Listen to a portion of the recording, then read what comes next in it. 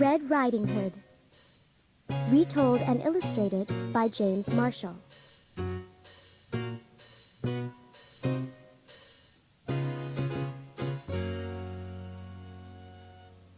A long time ago, in a simple cottage beside the deep, dark woods, there lived a pretty child called Red Riding Hood. She was kind and considerate, and everybody loved her. One afternoon, Red Riding Hood's mother called to her. "Granny isn't feeling up to snuff today," she said.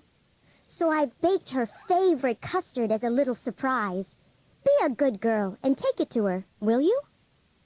Red Riding Hood was delighted. She loved going to Granny's, even though it meant crossing the deep, dark woods. When the custard had cooled, Red Riding Hood's mother wrapped it up and put it in a basket. "Now, whatever you do," she said, "go straight to Granny's. Do not tarry. Do not speak to any strangers." "Yes, Mama," said Red Riding Hood. Before long, she was in the deepest part of the woods. "Ooh," she said, "this is scary." Suddenly a large wolf appeared. "Good afternoon, my dear," he said. "Care to stop for a little chat?" "Oh, gracious me," said Red Riding Hood. "Mama said not to speak to any strangers." But the wolf had such charming manners. "And where are you going, sweet thing?" he said. "I'm on my way to visit Granny, who lives in the pretty yellow house on the other side of the woods," said Red Riding Hood.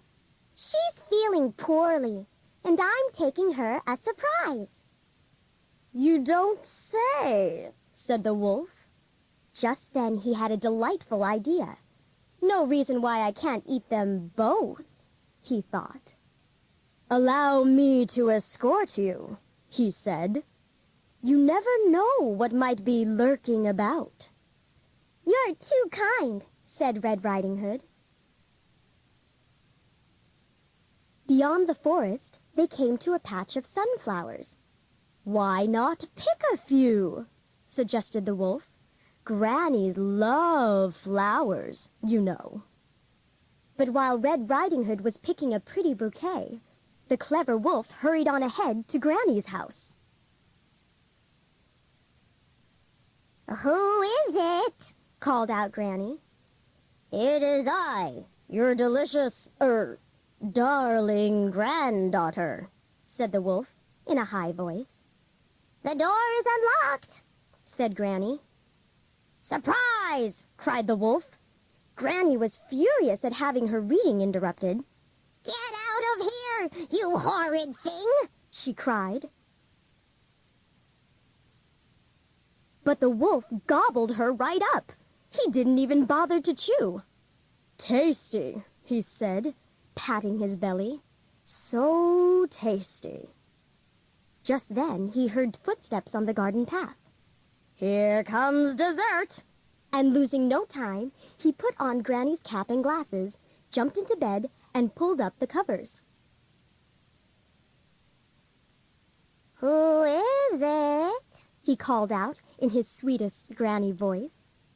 "It is I, your little granddaughter," said Red Riding Hood. "The door is unlocked," said the wolf. Red Riding Hood was distressed at seeing her grandmother so changed. "Why, Granny," she said, "what big eyes you have!" "The better to see you, my dear," said the wolf. "And Granny, what long arms you have!" "The better to hug you, my dear," said the wolf. "And Granny, what big teeth you have!" "The better to eat you, my dear," cried the wolf. And he gobbled her right up. "I'm so wicked," he said, "so wicked." But really he was enormously pleased with himself. and having enjoyed such a heavy meal, he was soon snoring away. A hunter passing by was alarmed by the frightful racket. "That doesn't sound like Granny," he said. And so the brave hunter jumped in the window, killed the sleeping wolf, and cut him open. Out jumped Granny and Red Riding Hood. "We're ever so grateful," said Red Riding Hood. "That wicked wolf won't trouble you again," said the hunter.